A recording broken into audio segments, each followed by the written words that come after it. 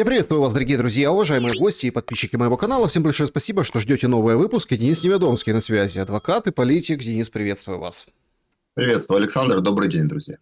Друзья, всем большое спасибо за то, что подписываетесь, за то, что интересуетесь, ждете, конечно же, выпуски и аналитику, а есть что проанализировать. Между прочим, у нас отгремел Мюнхен, о Мюнхене поговорим немного, но устремлены все взоры на Женеву. И, собственно, первый вопрос я бы хотел вот так сформулировать. Значит, нам почему-то показали вот эту фотографию, где на фоне уходящего поезда, не хватало только на сопровождение марша славянки, стоит Буданов, это Буданов, собственно, да, и как бы объявил, там рядышком с ним, я так понимаю, из разведки его, да, зам, и Кислица, и вот они там, так сказать, позируя, отправляются в Женеву. Вообще, перед Абу-Даби подобного не было. И вы знаете, это наводит на какие-то мысли, что вот, мол, историческая фотография. То ли нам готовят какой-то исторический момент в этой Женеве, то ли есть какая-то другая причина. Что вы думаете, как бы после того, как отрубил Мюнхен, какие, собственно, ожидания от этой поездки и почему ее так пиарно прогревают целой фотографией на перроне? Ну, это внутренний фактор. И, как говорил лидер одного государства, чтобы не разочаровываться, не надо очаровываться. Поэтому все эти движения, которые сейчас происходят, они не имеют ничего общего с реальным решением вопроса. Как мы видим, что обстановка на фронте только обостряется, то есть начинаются такие серьезные сражения, особенно вот в Запорожской области. Зеленский, прямо вот я Зеленского увидел, Зеленский 22 года, Зеленский 26 года. Опять куча дерзостей, оскорблений, причем это касается уже и не непосредственно Путина, а и, скажем, глав других государств, в том числе членов НАТО. То есть человек уже как бы почувствовал себя царем вселенной, и поэтому общается таким образом, что ему, наверное, все равно, как будут видеть Украину государства, которые являются соседями, и более того, от которых зависит вступление в ЕС и НАТО. А это значит, что реально он понимает, что ни в ЕС, ни в НАТО, во всяком случае при его каденции, Украину не примут. То, что происходит на переговорном треке, то есть фактически ситуация осталась та же самая.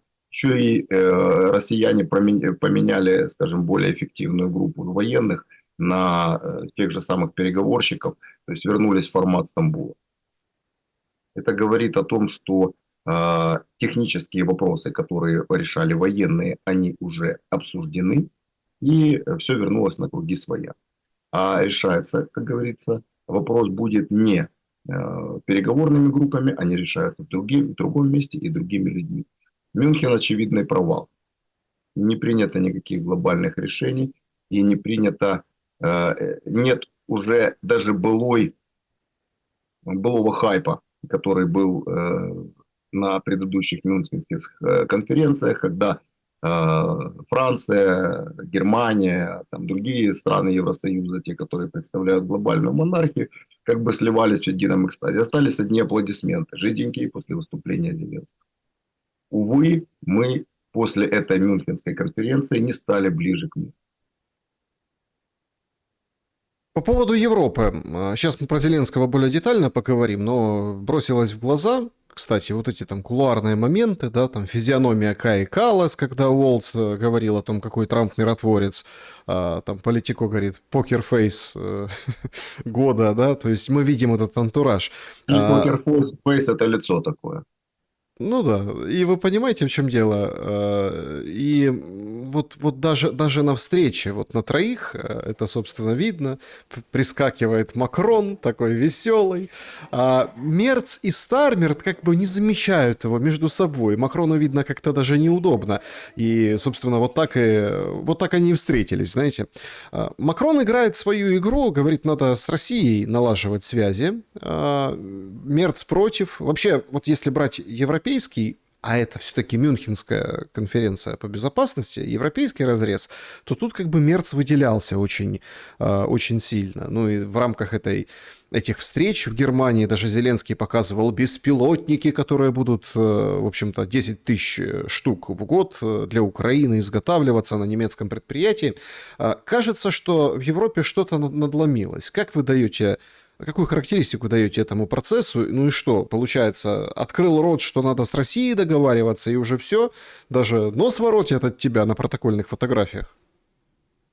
Так это абсолютно логический процесс, который длится на протяжении, скажем, активно с 2022 года. То есть самая пострадавшая в этой ситуации является Европа. Европа пострадала демографически очень сильно из-за леволиберальной повестки, плюс иммиграционные процессы, связанные с российско-украинской войной, экономически от этого и в связи с этим очень сильно пострадавшие, прежде всего из-за санкционной войны. Соответственно, кризис элит. Кризис элит, квинтэссенция, в которого стали файлы Эпштейна, то есть показала моральность нынешних элит, начиная от королевского двора Великобритании и других представителей крупного бизнеса, элит Европы и Америки. То есть Европа, изначально ввязавшись в эту ситуацию и став таким же, в принципе, заложником, как и Украина, ну, Украина стала орудием, а Европа стала заложником глобальной монархии, выполняя ее цели и задачи, и страдая и неся бремя вот этой войны, прежде всего экономическое, на себе. Соответственно, и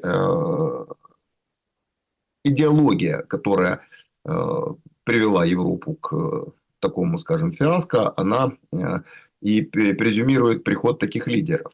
Таких лидеров, как Макрон, Мерц, Стармер. Это люди, которые добились рекордных антирейтингов среди политиков, хотя они представляют политические силы, особенно в Германии, которые традиционно после Второй мировой войны являются правящими партиями. И они сумели, скажем, просадить свои рейтинги не только личные, но и политические. То есть Европа, очевидно, находится в политическом кризисе.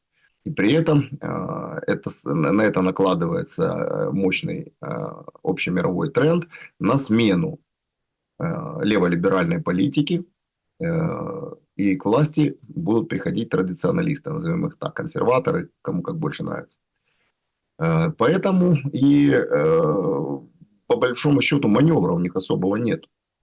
И квинтэссенцией этого всего процесса, то есть деградация, то есть антигуманитарная политика, которую взяла себе за основу глобальная монархия, это зеленый фашизм, антигуманитарная повестка, регресс, деиндустриализация. То есть это, очевидно, отрицательный отбор. И совершенно логично, когда в результате этого отрицательного отбора и к власти приходят деграданты. То есть посмотрите на Рютте. То есть это человек, который возглавляет самую мощную в мире военную организацию мирового масштаба. Лидер, гегемон без вопросов на сегодняшний момент. Ну, человек очевидный клоун. И его поведение, и его пассажи, и его, скажем так, даже общение с тем же Трампом, то есть свидетельствует о том, что человек совершенно... Я думал, Денис, вы скажете общение с псом-патроном, который что-то там разглядел в его глазах. Это уже вишенка на торте. То есть и до пса-патрона было понятно, кто возглавил организацию. Кая Каллас, которая возглавляет дипломатию в Европейском Союзе. То есть они прибалтов моментально натащили, те, которые у себя в стране ничего добиться не смогли. Они теперь возглавляют Европейский Союз. То есть фактически, являясь лидерами объединения, в которое входят такие страны, как Франция, Германия, Нидерланды, то есть лидеры Европейского Союза. И, соответственно, такой деградационный процесс, он, соответственно, и приводит к той роли, которая сейчас отведена Европе. Трампу это выгодно на сегодняшний момент. И очень важный момент, что Трамп, понимая это, повесил на Европу войну. То есть вы не хотите войну заканчивать, вы кричите, что победа близка как никогда, вот еще немножко. И поэтому давайте занимайтесь. У меня мнение другое, я не буду вкладываться в те, скажем, мероприятия, в которые я не верю, которые я считаю убыточными. То есть он добил этим Европу, повесив русско-украинскую войну на Европу, он ее добил экономически. Была куча других предпосылков создана, санкционная война, там, где стреляли себе в ноги с энергоресурсами дешевыми, за счет которого процветал немецкий автопром, металлургия и тому подобное. Теперь этих всех, скажем, возможностей у них нет. Вкупе с иммиграционной политикой, вкупе с тем, что экономический кризис, стагнация в европейской экономике, плюс еще возложил на них и войну. То есть, а там издержки очень серьезные. При этом Трамп для себя прекрасно просчитал, что это для него наилучший сейчас вариант, чем пытаться зарабатывать себе негатив явным давлением на Украину, то есть это в популистско-информационной войне будет играть против него. Трамп сейчас все-таки сосредоточен на довыборах в Конгресс 26 год, поэтому он решил пойти более, скажем так, рациональным для него путем. Вы хотите воевать, вот, пожалуйста, финансируйте, занимайтесь. Я со своей стороны за мир, но коль вы уж так хотите, вы так уверены, Россия бумажный тигр, значит, тогда воюете с бумажным тигром, тогда карты вам в руки. У вас их нет, ну, пожалуйста, занимайтесь. Именно поэтому сейчас кто рассчитывал там, на то, что Трамп вот сейчас остановит войну, Трамп сейчас все бросит, Трамп сейчас сделает там, как сделал с Мадуро, не будет этого делать. Ему это не нужно. Это не его сфера влияния. Он показал, что так можно. И вы можете таким образом поступать на своих территориях влияния. Но я этого делать не буду. А Украина это чья территория влияния сейчас? Глобалистов, безусловно. Ну, то есть, логично мы сейчас имеем в виду, как бы подспудно, что, условно, украсть как Трамп Мадуро может, условно, Стармер Зеленского. Зачем? У него прекрасное понимание друг друга. Так у него вилы внутренней политики. Вот вы смотрите, я вам не просто так показал, скажем, Стармера и Мерца, да, которые вот друг с другом. Это же обезжиренный кефир на таблице, ну, на графе рейтингов, понимаете? Вот вы очень, кстати, так умело, да, вот как бы продвинули. И вот главное, да, вот недавно было выступление Вайдель в Германии, маргинальная, ее же делают же АДГ, маргинальной. Она говорит, смотрите, физика, законы физики, да, то есть СПГ дороже, потому что физика, наука, но глобалистам наука нипочем. Она говорит, трубный газ дешевле, это... И вроде как такие простые откровения, ну вот если честно, но их почему-то говорит кто-то, ну, общепринято, вот маргинальное, АДГ придет, вот тогда там возрождение всяких там старых родовых травм общества и так далее. Но она же говорит абсолютно понятные вещи. Так и Стармер, у него же, ну, простите за непарламентское выражение, задница с рейтингами. И вроде как уже все, выдохнули с этими Эпштейнами, да, ну, он же там попал в скандалы, его собираются, так сказать, подвинуть Стармера, поменять на другого, ввиду того, что его назначенцы попадают в эти скандалы. Вроде как все, выдохнули. Но сегодня опять опубликован там 300 имен и куча всяких знаменитостей. Были, не были, фигурируют в файлах. Вот, пожалуйста, читайте. Ну и все открыли и прочитали. То есть новая волна. Не отбился, получается, Стармер. И вот они вдвоем, Мерц и Стармер, как бы выглядят, конечно, потужно, но им ничего не светит. Внутри у себя они прям, ну, вот просто на уровне дна. По поводу Алисы Вайдель, во времена постправды говорить истину – это экстремизм. Важный момент в другом. Поймите, что Макрон и Стармер – это всего лишь, как это сказать, петрушки, в чьих задницах находятся совершенно другие руки. И поэтому говорить об их рейтингах как о чем-то реальном, точнее антирейтингом, это, ну, оно не влияет на те процессы, которые происходят. Есть Мерц, перед этим был Шольц, перед этим еще будет какой-то Ганс. Совершенно это не имеет никакого значения. То есть это не те лица, не те фигуры, которые определяют политику своих государств. То есть глобальное противостояние, есть два лагеря на сегодня. Мир благодаря Трампу снова стал многополярным, как минимум три полюса влияния появилось.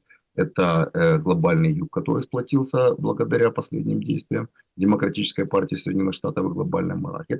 Это сама глобальная монархия и сателлиты, и это трамписты, традиционалисты, которые сейчас переживают ренессанс. Вот это вот три силы, которые имеют значение. Трамп имеет значение, потому что Трамп не только лидер, он и идеолог во многом. Не единственный, безусловно, но один из. Путин идеолог, Си идеолог, как составляющая коммунистической партии Китая. И, соответственно, можно говорить о рейтингах этих людей, которые влияют на процесс. О рейтингах Мерца, Стармера, это абсолютно иррационально, деструктивно. Это, даже если у них будет 1%, пока есть силы, благодаря которым они будут оставаться на вершине бюрократической пирамиды, они будут делать то же самое. Ничто не повлияет на смену их позиций, потому что это нанятые менеджеры. То же самое, как Мерц был нанятым менеджером BlackRock, то же самое, как во Всемирном банке на Ротшильдах работал Макрон, и как бы кому он не нравился из сотрудников того же BlackRock или кого они там благодетельствовали, пока это устраивает их хозяев, они будут находиться на вершине вот этой вот псевдопирамиды. О Зеленском. Его выступления действительно были очень дерзкие, яркие. Один эпизод, который я хотел бы с вами рассмотреть. 90% украинцев не хотят выборов, говорит нам Зеленский. И это все на фоне определенных качелей, которые мы видим, что то тут маятник, туда, обратно. Вроде готовим выборы, вроде не готовим. Да, мы готовы, да, нет. Нет, да, да, нет, нет. Понимаете, как один известный блогер напевал. Ну, то есть какая-то очень странная игра, препарированная вот этими, скажем так, моментами, очень такими скабрезными. Ну, во-первых, да, там Путин, его дружки там не сидят в тюрьме, и это, мол, вот такая наша главная уступка, да, вот шаг к компромиссу. Нашелся и Медведев сразу, записал видео, что для него нетипично. Обычно он пишет нечто подобное текстом. Ну, помогают писать, может, сам пишет. А тут вот прям видео записал. Хотя видно, что читал. Говорит, пока он будет разрушать Украину, он будет жив. Вот даже вот так, как бы ответил со стороны российской стороны. Денис, что дает уверенности сейчас Зеленскому? И давайте как-то вот попытаемся рассмотреть его перспективы, к чему, на какие шаги он готов, потому что кажется, что это какой-то там, помните, шаг вперед и два назад, хорошая песенка была, да, какие-то вот такие танцы, вроде как выборы, я готов, 90% я пойду, 99% я пойду на второй срок, пишут источники о Зеленском, но с другой стороны, нет, люди не хотят, мы наоборот будем как бы держать существующее положение вещей политически, да, Россия же четкий дала сигнал, ну окей, да, будете проводить выборы, в день голосования стрелять не будем, проводите. Но вот что это за торги? Конкурс стендаперов с чужими шутками и подготовленной аудиторией. Что касается отражения действительностью высказывания Зеленского по поводу 90%, власть давно не отображает интересы украинского народа.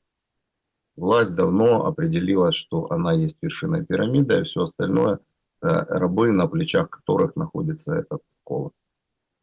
Поэтому достаточно, чтобы понимать эту ситуацию, просто зайти под комментарии их ресурсов, причем ресурсов однозначно настроенных на позитив в отношении Зеленского, «Слуг народа». И там все эти рейтинги видны. Люди уже даже не боятся. Проблема в другом, что люди, добровольно отказавшись, казалось бы, от мелочей, когда их начали заставлять общаться на том языке, на котором, который не является для них природным. Причем не предлагая альтернативу, а в порядке диктата. Когда людей заставили ходить не в ту церковь, в которой они привыкли, а которая ему кажет власть. То есть начинает, в чем как бы смысл вот этих вот вещей? Это приучать народ к подчинению, все более и более глубокому, все более и более тупому. То есть на самом деле какая вкладывается смысл? Да, что тебе тяжело перейти на украинский язык? Не тяжело перейти на украинский язык. Если это государство даст мне то, что написано в Конституции, и при этом со стороны государства будет одно единственное требование – перейти на украинский язык, но я буду в нем чувствовать себя счастливым, я перейду на украинский язык. Потому что это не проблема.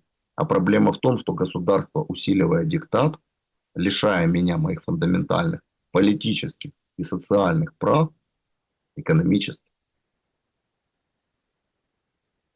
заставляет меня делать то, чего я не хочу. То есть, и это уже сначала это сводится к нарушению социальных прав, а потом это сводится уже к политическим фундаментальным правам. Ты не хочешь говорить на украинском языке, значит, ты не будешь иметь политического права голосовать. То есть они хотят убрать полностью нелояльное население из политических процессов в Украине. Сделать то самое, о чем говорил Зеленский, я главный этого противник, делить правильных и неправильных. Так вот, правильность и неправильность состоит не столько в языковой сфере и в религиозной, сколько это состоит в вопросе лояльности. То есть ты фактически берешь и переходишь в тот вольер, который тебе указали. Но вольером оно быть не перестает. То есть ты все равно находишься в вольере, либо в одном, либо в другом, либо в правильном вольере, либо не в правильном. И в правильном вольере там свобод не больше. Да, ты условно находишься, тебе там, может, пайку больше дают. Тебе там разрешают гулять на час больше. Но ты из него выйти не можешь. Ты из него выйти можешь только в тот вольер, в котором и пайка меньше, и на час гуляешь меньше. Вот в чем загвоздка, вот в чем смысл вот это вот шлемов этих, Ницоев этих, языковых патрулей, языковых омбудсменов. В какой еще стране цивилизованной есть такая должность языкового омбудсмена? Вот на что настроена политика. Вот о чем говорит Зеленский, 90% не хотят выборов. Это 90% из того самого вольера. 90%, совершенно верно. 90% из того самого вольера выборов не хотят, потому что они уже находятся в этом вольере, они их все равно не получат. Но это лояльное большинство, и он надеется провести выборы именно в этом вольере. И то, что он в нем будет находиться через какое-то время и ментально уже находится не больше 15-20% людей, его абсолютно не интересует. Как Троцкий говорил, пускай погибнут 70%, но 30% пойдут за нами. Поговорим сейчас об этих манипуляциях, и там шлемы, не шлемы. Я хотел бы, вот смотрите, вот эта деланная реальность, она же сталкивается с реальностью объективной. Жизнью, да, можно там сколь угодно говорить, что мы там потужные и незламные, но у нас, простите, я давно такого не видел. Я может, там, не шибко давно живу, знаете, как люди скажут. Да, немножко там помню разруху 90-х, да, немножко, но так, чтобы государство, я понимаю, война, это все понятно, но не могло противостоять абсолютно понятным, проблемам, на уровне там, подъезда двора, когда нечем посыпать и некак посыпать, мужики подскальзываются и головой попадают под машину во Львове, в Киеве пробки, разруха, самая настоящая. Кличко, который там ночью показывают, смотрите, идет техника, они там что-то делают, вот это по дорогам. И на утро все видят, собственно, состояние этих дорог, да, почему так? Нет, тут погода, конечно, виновата, все в погоде дело. То есть мороз, слякоть, не знаю, там, то есть все проблема, понимаете, становится все проблематичным, и все должны как бы принять эти обстоятельства. Я в данном случае там беру киевлян, львовян, да, там, ой, снег пошел, или ой, гололед, или ой, еще что-то. Ребята, рецепты передаются из поколения в поколение. Это нормальное, сильное, как бы коммунальное хозяйство, да, это нормальные, там, сильные руководители, которые знают, смотрят. Сейчас же у всех телефоны. Открыл прогноз погоды, посмотрел, ты примерно понимаешь, к чему тебе готовиться. Да, то есть это какие-то ресурсы, это ресурсы про запас, это там твоя мобилизационная условная история, что ты можешь мобилизовать одномоментно столько-то человек, и они выйдут, и будет плюс-минус нормально. Короче, какой-то абсолютный развал. Кличко говорит, что у нас Киев на грани коллапса. Так вот он, коллапс. Что непогодное явление, ветер, не знаю, солнце, дождь, снег, мороз, жара, все становится проблемой. Как говорил профессор Преображенский, разруха в головах, не в клозет. И точно такие же условия погодные, они по всему миру, ну, плюс-минус в Европе. И кроме традиционных методов уже давно есть методы, скажем, прогрессивные. В той же Исландии там под тротуарами проложены специальные теплотрассы для того, чтобы не замерзал тротуар, для того, чтобы всегда было тепло, для того, чтобы люди не падали себе, не ломали головы, не умирали, как и были случаи. То есть можно идти старым методом, но это как бы дедовские методы, а можно идти и более прогрессивными методами, если думать о собственном государстве, если быть профессионалом. Украина, полностью погрузившись в эту леволиберальную повестку, полностью идет по ее стезе. То есть когда к власти приходят по принципу отрицательного отбора.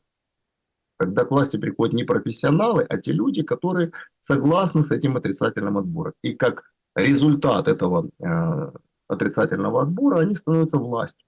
То есть власть худших. То есть если аристократия – это власть лучших, меритократия – власть умных, то здесь это власть худших.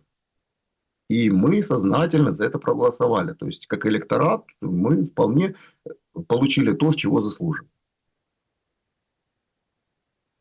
И не может отрицательный отбор презюмировать приход к власти умных людей. И, соответственно, когда речь идет о что делать там в результате войны, там погода – это погода, но есть еще как бы мощный фактор войны. Ну так, ребята, ну задумайтесь, сложитесь дважды 2 – 4.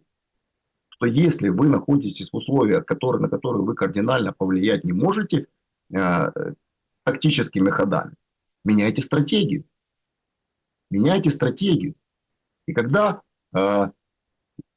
Украина вместо того, чтобы делать очевидно уже подведение итогов, которые уже давно пора подводить, и делать выводы, вместо этого усиливает, увеличивает, ухудшает свою ситуацию. То есть это напоминает проигравшегося в казино человека в хлам, у которого уже нет ни машины, ни квартиры, но у него осталась старая фамильная там часы или кольцо, которое ему там дед еще подарил, там перстень. И он играет на все. И проигрывая, очевидно, это готов трусы, собственную жизнь поставить, свободу, там, своих детей. То есть это фактически то, что мы сейчас наблюдаем. Отсрочить немножко, еще немножко этого адреналина власти схватить для себя лично, для того, чтобы еще не все потеряно. Откуда эти ассоциации с вундерваффе немецким? Что мы сделаем такое оружие, которое вот-вот сейчас оно все повернет вспять. Все предпосылки, которые стопочка, к столбику складывались в одном направлении, взять и разом все изменить. Это говорит о том, что от стратегии нету, что это уже поведение больного человека, который пытается из последних сил, вот одно сейчас вот последнюю ставку сделаю, там 6 черное, и выиграю, разом все отыграюсь, разом все получу. А ситуация хуже. И человек не может остановиться. Беда лидера, когда он теряет связь с реальностью. Когда он готов еще поставить на кон 100 тысяч погибших, надеясь на то, что как-то ситуация изменится, там выборы в Конгрессе будет, там демократы там немножко подравняются, там в 29 году выиграет там какой-нибудь условный Харрис или Байден, и ситуация поменяется. Путин умрет. Путин умрет. Он же так и говорит, я молодой, говорит, а Путин, у него мало времени. Ну, одно, не знаю, объясняют ему, не объясняют, но он должен понять одну простую вещь, что личности в этих процессах не играют глобальных ролей в отношении такого объекта, как Украина. Не умрет Путин, не изберут Трампа, неважно. Есть интересы. Об этом еще лорд Палмерстон говорил, что нам союзники-то постоянные особо не нужны, у нас есть интересы. И под это интересом будем выбирать союзников. И пока Украины нет союзников, в том состоянии, в котором у нас есть только враги. Тот проект, который сейчас находится в Украине, он презюмирует исключительную конфронтационность к соседям, к цивилизациям, к идеологиям. Нуждаясь крайне в союзниках, понимая, что от той же Венгрии зависит наше принятие в Европейский Союз, который является сейчас национальной идеей до сих пор для кого-то, ну, подается как национальная идея, внесенная в Конституцию, ты оскорбляешь лично этого человека. То есть, ну да, тебе там похлопали, посмеялись, там ха-ха, это хорошо, но на фронте не смешно. И в городах без света и без отопления не смешно. Смеяться над большим кладбищем – это богохульство. Денис, если так немножко отвлечься, мне очень интересна ваша, ну, вы как в прошлом судья, вы человек, как бы понимающий систему, чтобы вы растолковали происшествие, которое произошло вчера, сегодня имело некоторое продолжение. Значит, вчера сообщила «Украинская правда» со ссылкой на источники, что экс-министра энергетики Галущенко задержали. Он пытался выехать на поезде через границу. Его сняли с поезда ночью на 15, ну или 15 числа. И тут же, да, в общем, как бы его сегодня уже к нему, у него НАБУ, и сразу ему объявили о подозрении. История с делом Мидас, ну, операция Мидас. История Миндича, Миндич-гейт. И вроде бы как уже все и забыли. Смотрите, как Ермак красиво там говорит. Я вот буду защищать шлем, да, на Олимпиаде. Я же адвокат, вот будет спортивный у меня кейс. Вроде как сам Миндич там чего-то говорил. Я готов там дать интервью, находясь в Израиле. И с другой стороны, там и НАБУ говорит, да мы там Миндича можем, конечно, экстрадировать, будем пытаться это делать. Ну а что пытаться, если у него уже нет украинского гражданства, его лишил Зеленский быстро и засекретил этот указ. Теперь и ежу понятно. Но тут мы видим Галущенко, который, получается, не смог пересечь границу. Я думаю, вряд ли такие люди, как экс-министры или фигуранты такого дела, ну вот так на бум-лазаря думают, да, поеду, съезжу, вдруг получится. Вряд ли у них там не было заряженных каких-то гарантий, что он эту границу пересечет, но тем не менее мы имеем то, что имеем. Как это выглядит вот вашими глазами, эта ситуация вокруг Галущенко?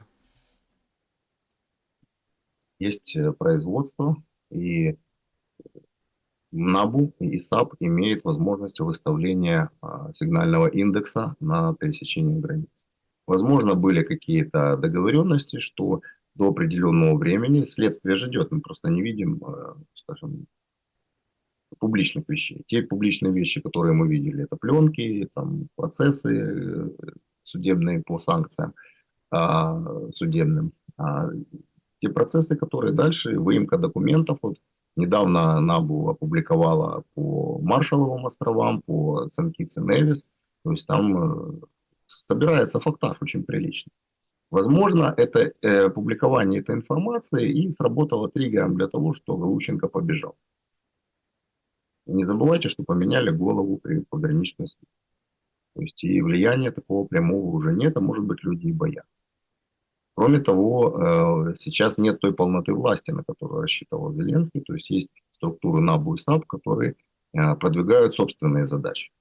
Соответственно, этот индекс и сработал. Ну, а ту информацию, которую опубликовали, да, конечно, это, ну, в нормальной стране с адекватными гражданами это бы имело эффект, какой имел в мире эффект Эпштейна. То есть, когда министр энергетики в стране, которая безумно страдает от удара по энергетическим объектам, которые не защищены, на что выделяются огромные деньги, которые люди сидят без света, без отопления, то есть реально, ну, находятся в состоянии гражданского коллапса, социального коллапса. И в это время министр энергетики, назначенный, соответственно, из офиса президента, ориентированный на ближайшего к Зеленскому человеку Ермака, ворует миллионами, сотнями миллионов. Я посмотрел информацию, ну, сотни миллионов. То есть они создали там траст в офшорной зоне, и туда все свои, инвестиционный фонд, как они его назвали, и туда все, что там вот накружили, для отмывания этих денег, они отправляли туда, в этот инвестиционный фонд. Инвестировали в него все, что украдено в Украине. То есть и этот человек достаточно долго, и мы видим, на многих мероприятиях он находится рядом с Зеленским. То есть о чем это говорит? Рядом у тебя находятся спецслужбы, ты не можешь быть неинформирован. В условиях войны это нонсенс, чтобы глава государства, являющийся верховным главнокомандующим, имеющим военную разведку, контрразведку, спецслужбы, информацию от партнеров, наверняка, иностранных, не знать о таких вещах. Это, очевидно, политическая ответственность Зеленского. И тут не просто состав, ну, здесь понятное дело, что здесь и 209-я легализация средств, добытых преступным путем, и 191-е присвоение. То есть там ну, статьи взрослые, особо тяжкие. Но здесь и прямая угроза национальной безопасности. В условиях военное время воровать на энергетике, на защите от энергетики, но это государственная измена, как ни крути.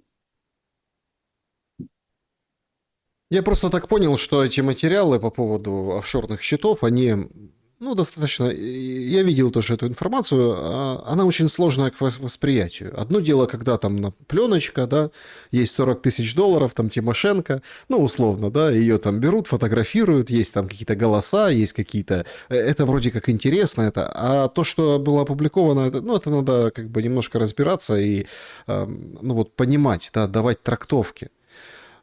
Что ждет Галущенко, и как вы думаете, да, мы услышим еще о деле Миндича? Безусловно, это та самая веревочка, за которую крепко держат за одно место лидера Всесвіту и всю его команду. То есть собирается фактаж. Собирается фактаж, который в один момент будет реализован. Но опять же, ребята, вы должны понимать одну прекрасную вещь. Это не вопрос торжества справедливости. Всегда задавайтесь вопросом cui prodast. Кому это выгодно? Кто держит эти ниточки в руках, за которые дергает? То есть, если бы у вас было полноценное субъектное государство, цивилизованное, демократическое, с сильной структурой, с сильным балансом между властями, с справедливым, более-менее хотя бы справедливым социальным договором между гражданами и государством, где есть взаимный контроль, взаимные обязанности и взаимные права, фундаментальные, естественные, тогда эти процессы, они естественны.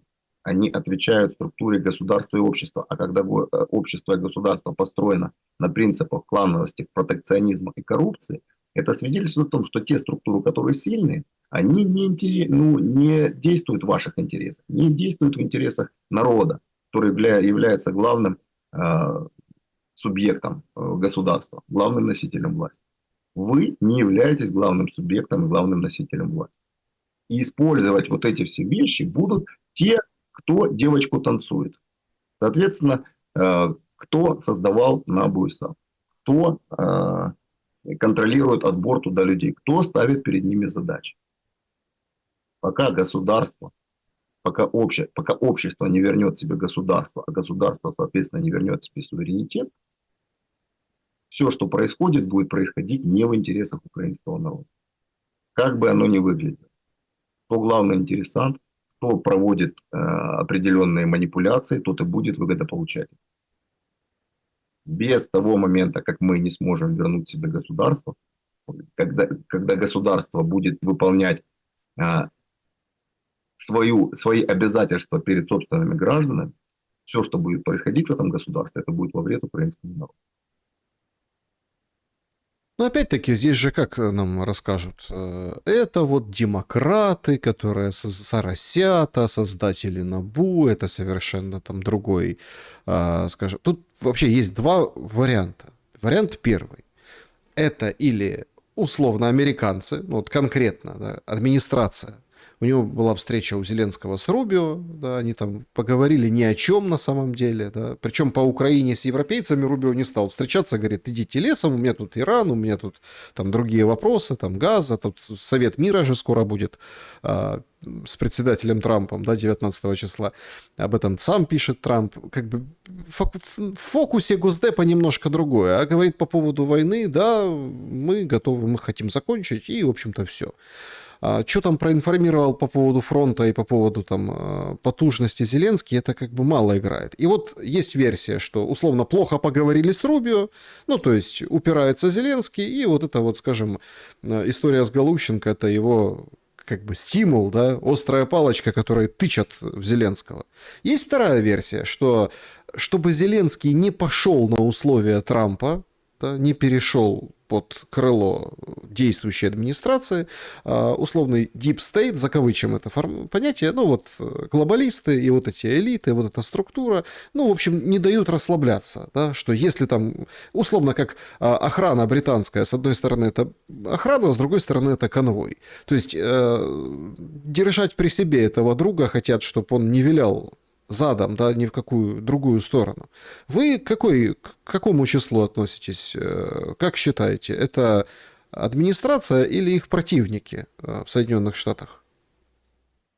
Зеленского Дипстейт уже давным-давно держит за одно место, и для этого поводов было достаточно, и Галущенко это вопрос как бы уже такой, не ключевой.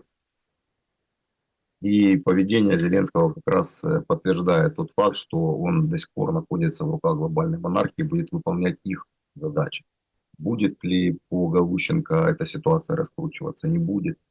По моему мнению, и НАБУ, и САП сейчас заточены под новое руководство ФБР, и они выполняют те задачи, которые ставит им непосредственное руководство. На Зеленского пытаются влиять и те, и другие. И те, и другие имеют, скажем, достаточно большой компромат на него для того, чтобы использовать собственных интересов. Но, повторюсь, вопрос личности в этих моментах, он не определяющий. Кто крепче сожмет яйца Зеленского, оно по большому счету не повлияет на глобальную ситуацию. Не проблема в Зеленском. Проблема в том, что Украина стала орудием в руках глобальной монархии. Глобальная монархия очень крепко держит не только через Зеленского, через свои структуры, через бошки свои, через общественное мнение, над которым они работали очень долго. Нулевые годы, когда создавался вот этот вот этот фильм «Алиен», да, когда создавался внутри, этот чужой внутри Украины, глобальная монархия переиграла Россию, прежде всего Россию. Она переиграла ее и в Европе, но Европа далеко относительно, а Украина это, скажем, плоть от плоти. И здесь они не смогли сделать то, что сделала глобальная монархия, имея меньшие возможности, имея совершенно иной менталитет. Они вырастили, как в пробирках, в инкубаторах вырастили абсолютно чуждое для настоящей Украины субстанцию, которая вызрела, которая сначала стала суррогатом общества, а теперь стала суррогатом власти. Это не решается одним Зеленским. Проблема гораздо более глубокая. Есть большая глубокая проблема в русской цивилизации, внутри цивилизации. И война – лучший показатель того, какие проблемы существуют внутри русской цивилизации. Без нового целеполагания, без новой определяющей, объединяющей идеи будет Зеленский, не будет, будет Путин, не будет. Война внутри нашей цивилизации будет продолжаться. Вот главный вопрос, над которым стоит задуматься людям и по одну, и по другую сторону баррикад. Зеленский на панели Политико, кроме там своей молодости, кроме каких-то моментов, он сделал очень интересный, скажем так, ну это потом не сразу увидели, потому что он же говорил на английском, он же улучшил свой английский язык, нам кто-то рассказывал, Кулеба, по-моему, в интервью. И он, в общем-то, ну, как бы, есть два варианта, да. В общем, некрасиво, некрасивым глаголом как бы обратился к россиянам на Западе. И говорил, мол, шуруйте, да, только матерным, да, тоном, матерными словами, мол, выметайтесь из Запада, и, в общем, нужно сделать все. У них же там, его очень сильно взволновали в процессе дискуссии бизнесы, активы, я так понимаю, людей, да, которые там при деньгах, или которые там переехали, или которые там есть у россиян, да, и, мол, нужно там детей, внуков, в общем, всех, в общем, выгнать. Ну, вот такой посыл. То есть мы когда вот, это очень важный, кстати, посыл, мы когда слышим такие вещи, опять, украинцы, вот эта война очень многому чему научила украинцев. Помните, когда нам рассказывал Подоляк и сам Зеленский, что у нас нет такого, чтобы хватали и бросали на войну, ну вот, да, а вот это русские, вот это вот у них, вот там рабы, а мы типа там орки, здесь эльфы, ну вот в этом духе. И когда он это говорит, мы немножко, вот я всем украинцам, которые, вот я советую просто вслушаться в эти слова. Это его практики. То есть дети, активы, это он как бы про русских говорит, это он будет делать по отношению к неугодным, выбежавшим из вольера украинцам. То есть до кого дотянется. И этому свидетельство и санкции Евросоюза, да, которые там на ряд лиц ввели, и другие там какие-то моменты. Он этим будет заниматься. Но тут интересен другой момент. Сразу же, это же все одни и те же как бы панели, одно и то же время, у нас появляется олимпиец, или как недоолимпиец, Гераскевич. Да? И он фотографируется с Каспаровым. Ну, он там много с кем, с Пинчуком, его сейчас как бы везде показывают с этим шлемом, он делает то скорбное выражение лица, то повеселее. Короче, его заводят в эту всю публику. И Каспаров фотографируется с этим шлемом.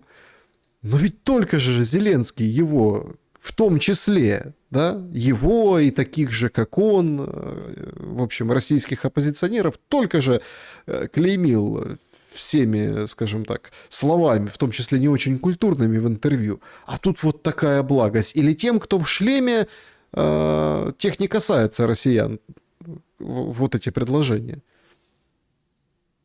Находятся в одной поводке. Как бы они друг друга там не жалили, не кусали, не обзывали, они выпрыгнуть с нее не могут. Находятся в ней, хотелось бы им этого не хотелось. Шлем — это действительно такое, скажем, показательный объединяющий фактор, который показывает, кто правильный, кто неправильный. Те же процессы, которые происходят в Украине, деление правильных и неправильных, они давно происходят в Европе. Точно так же, как в Украине, ты правильный, ты неправильный, ты любишь Путина, ты не любишь Путина. Ты хорошо относишься к русским или ты плохо относишься к русским. Это одна и та же история. И нравится Каспаров Зеленскому или Зеленский Каспарову, но им деваться некуда, они находятся в одной поводке. И будут со шлемами фотографироваться, и факи русским кораблям показывать, и все остальное. Та псевдооппозиция российская, которая вот находится в Европе, они не субъектны. Они не сумели не только сформулировать свою собственную идею русскую, они не сумели завоевать сердца людей. То есть это люди, которые настолько от России сейчас далеко, наверное, как и намного дальше, чем те же немцы. Эти русские настолько далеко от России, что они дальше, чем условные немцы. Они находятся в тренде левой либеральной повестки, это условной глобалистской. и ничего собственного они предложить не могут. Именно поэтому они не имеют ровно никакой поддержки. То есть там на уровне маргиналов, каких-то там, может быть, интеллектуалов, да. Но, Как вы лихо и маргиналов, и интеллектуалов в одном. к сожалению, это наш тренд тоже. У нас тоже интеллектуалы сведены до роли маргиналов. И эта история, где говорят, только в русском языке есть выражение такое, что слишком умный и носит при этом негативный контекст. Так оно и есть. И эти люди не смогли на самом деле выдвинуть собственную идею, которая была бы близка народу. А единственное условие легитимности – это восприятие лидера народа.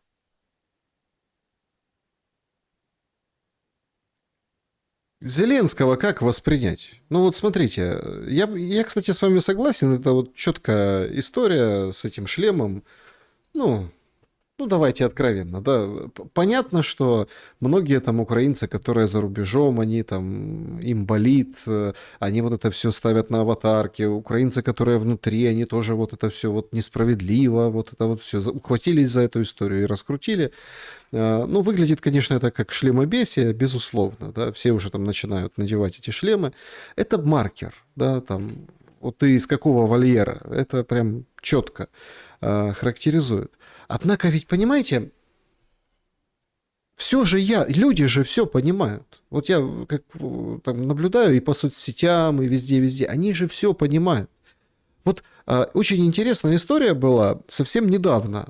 Вот казалось бы, да, совсем недавно. Помните, на Майдане Назале, мы с вами, кстати, по-моему, обсуждали, да, или не с вами. Ну, в общем, вот этот певец Мэлоуин, который в этом самом, в пограничных войсках побыл, потом типа, да нет, это не мое, пошел оркестр, в общем, в оркестре, и он там, ну, он же открытый гей, сделал коммент-аут, и, в общем, да, вот на Майдане совсем недавно он же как бы у него была помолвка, да, они там кольцами обменялись, все тогда были в шоке. Да, Майдан независимости, тут это капище, которое памяти, еще что-то. Вот он на День влюбленных говорит, вот, спасибо за опыт, мы типа расстались. Не прошло, условно, там еще и пары месяцев.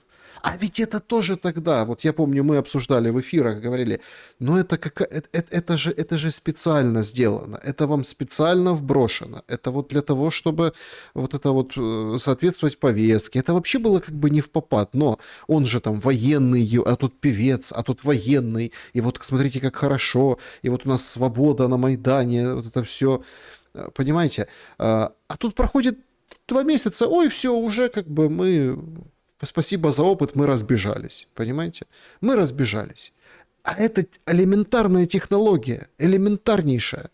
Тот парамедик, этот певец, несостоявшийся вояка, это специально было сделано. И сейчас это все рассыпалось, и уже кто об этом вспомнит, понимаете? Точно так же с этим шлемом. И по поводу этого там дня 14 февраля вот в народе просто ходит вот этот мем, а он на самом деле в каждой шутке есть доля шутки. Да, это вот аллюзия на вот эту, как его, ну, в общем, вот это лавыс, жвачки, да, там, любовь и там парочка и подпись. И вот здесь вот любовь, паренек с пакетиком АТБ, и девочка его тащит, как бы пытается вырвать из буса. Понимаете? То есть мы находимся в этом как бы мем-среде, да, мем-средовище вот в этом. И понимаете, и кажется, что за вот этими всеми мемами и вот этими короткими, эту короткую память людей, да, вот, ну, все используют, но люди ничего не могут с этим сделать, понимаете? Вот как бы вы эти процессы в обществе описали, на что бы указали? Ведь сначала там Мэлоуин, шлем, какие-то вот эти все, скажем так, забросы, но люди-то видят это все, люди же понимают, а оно все равно работает. Почему? Мем-реальность. Понимаете, главная цель, главная задача вот этой вот леволиберальной, как ее называют, идеологии – это обесценивание. Я вам приведу пример. Вот минута молчания. То есть начиналось это все, как всегда, с благих побуждений. Помянуть погибших в войне. Что здесь как бы негативного, что здесь неправильно, что здесь аморально. Но сначала это происходит на уровне местных администраций. Потом надо в таких вещах надо всегда повышать градус, иначе падает интерес.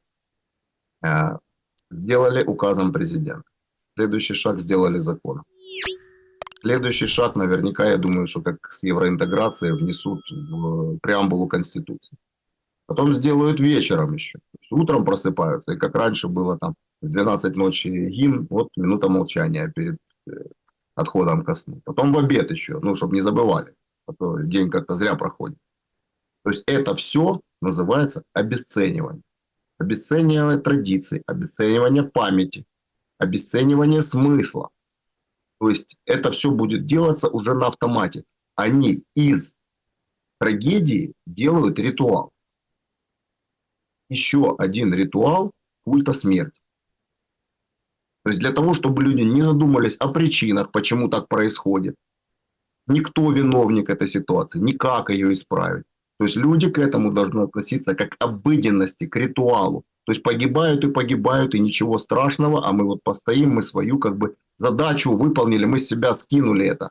Мы постояли 3 раза в день, и все. Мы свою задачу как гражданина выполнили. Не надо рисковать, не надо пытаться высказать альтернативное мнение, за которое может прилететь и товарищ майор пригласить на беседу. Не надо ссориться с своими родственниками и знакомыми, особенно теми, которые за границей. Достаточно постоять, сколько надо.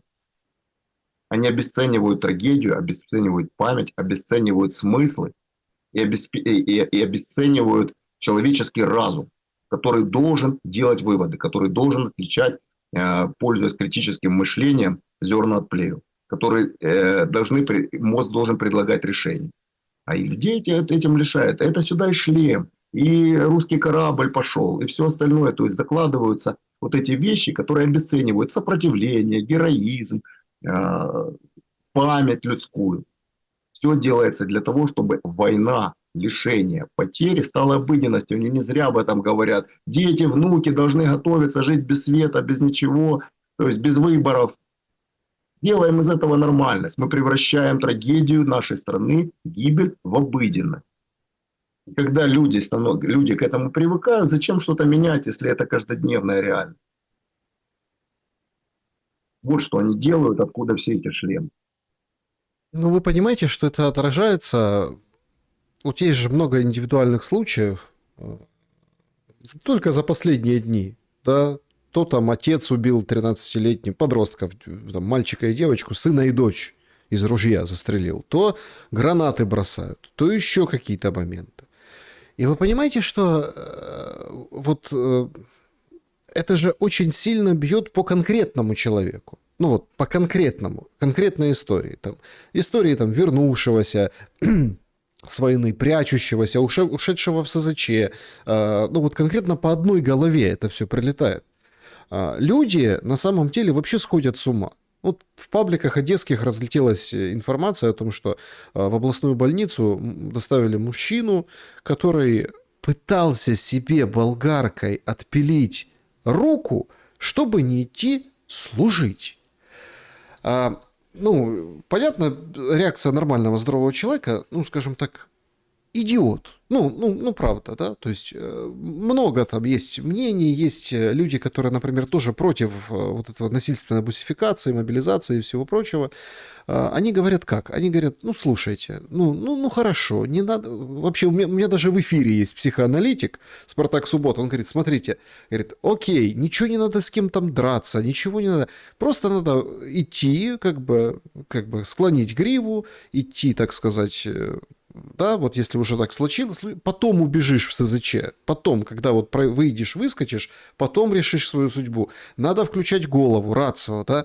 Но там же проблема в другом. Они, правда, они когда нападают, они избивают, бьют. Вот в Одессе в той же этого водителя скорой помощи, он говорит, у меня бронь, у меня там все есть. Не, а потом разберутся. Они переписывают эти брони. Они могут там человека, который может не служить и абсолютно законно, то есть он честно Они просто переписывают военный билет, переписывают документы, ВЛК, все, давай, и ты уже там в бусе, понимаете? И вот, но люди-то доходят вот до этого ужаса, то есть они готовы себе отрубить конечность. Вместе с этим, что тоже очень парадоксально, по мобилизации, да, высказался сегодня в РБК Украине гендиректор Укрпочты. Ну, тот, который говорил, что я же плачу налоги в США, и вот сколько нам помогали США, это из моих налогов в том числе, поэтому вы там давайте. И вот сегодня выдал очередной перл. Он там может поматериться с женщинами в соцсетях, там вот это все, по поводу логотипов, траты и всего остального. Укрпочта, да, стратегическое предприятие. Он говорит, почти каждую неделю нам жгут отделение за то, что мы повестки отправляем. То есть сказать, что сопротивления вот этому безумию нет. Оно есть. В той же Одессе, вот как, или в Днепре, по-моему, в общем, налетели, отбили, да, отбивают периодически у ТЦК людей, собираются гурьбой, и они уже против гурьбы не могут ничего сделать, против тучи людей, когда их действительно много. С одной стороны, вроде есть сопротивление. С другой стороны, нет механизмов, чтобы это как-то во что-то переросло, да. С другой же стороны, мы видим, что каждый исходит с ума поодиночке. Как в этом балансировать, вот какой бы, ну, не знаю, там, формулу, рецепт, да, вот к тому, чтобы это, собственно, вышло в какую-то нормальную плоскость, чтобы отменить эту ужасную, как бы, бусификацию, чтобы этот этап, в общем, перелистнуть исторический? Нет здесь простых формул, и нет здесь простых решений. И как можно требовать рацио от человека, который находится в состоянии безумия? А 90% граждан находятся в состоянии безумия. Это не в полной мере их вина. Их действительно поставили в такие условия. Такие лошадиные дозы пропаганды, они практически смертельны. И история тому подтверждение. И проблема в том состоит, что нет идеи, за которую люди могли бы выйти, и за которую даже готовы рискнуть большим, чем они сейчас имеют. Но если бы эта идея появилась, и люди в это верили, очень быстро бы ситуация поменялась. Безидейность – это главная проблема сейчас украинского народа. А та идея, которая была, она показала свою полную несостоятельность, она полностью обанкротилась. И те бенефициары, которые стоят во главе идей, как раз являются врагами собственного народа. Денис Неведомский был моим собеседником сегодня. Спасибо за время и мысли. Спасибо, Александр. Всего доброго, друзья. Берегите себя. Всем добра и света. Увидимся.